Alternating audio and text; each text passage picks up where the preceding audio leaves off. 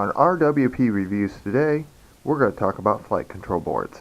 In a previous video, we reviewed this flight control board from frsky, and that flight control board has no telemetry on it, but it has an SD card slot on it for black boxing, which is very handy for tuning and things like that.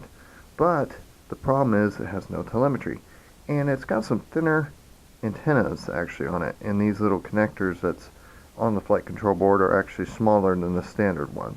The one I'm going to show you today is an upgrade from that, and that is this board from frsky.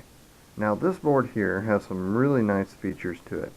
It has a boot button, so the other one though too, a bind button for the receiver, and it also has a S-bus and 5 volts that you should be able to, hopefully, if the receiver fries on this, don't know why I would, but you never know, it might.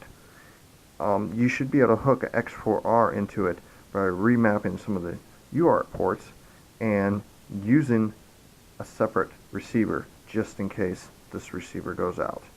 So that's a really nice feature to have if that ever does occur. Now, it does have the 4 to 10 volts unregulated power that you can put to it. Now, I would highly recommend putting a 5 volt regulator to it. It has 1 through 6 solder pads that you should be able to do for the PWM directly instead of using this white micro Molex connector, I believe they call them. And it does have VBAT sensing and buzzer. The buzzer's up here, and your VBAT is right below, right here. So it has ground and voltage, and it has an eye for the sensing for current if you have a current sensor hooked up.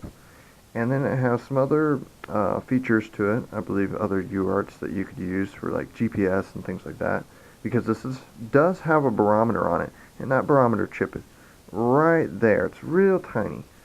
And this board right here brings a lot to the table because it has telemetry, versus the other one did not have telemetry. This does not have black box, but this one has telemetry. Antennas and the connectors, not like the other one. The other one used a smaller setup and was ultra thin, which is fine. It might have great range, it might have less range, but I like the standard ones. So there you are.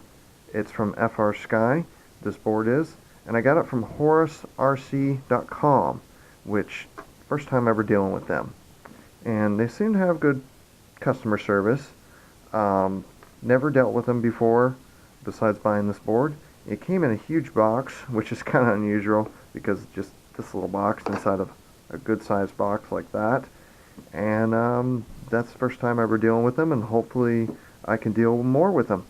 Anyways, thanks for watching and happy flying.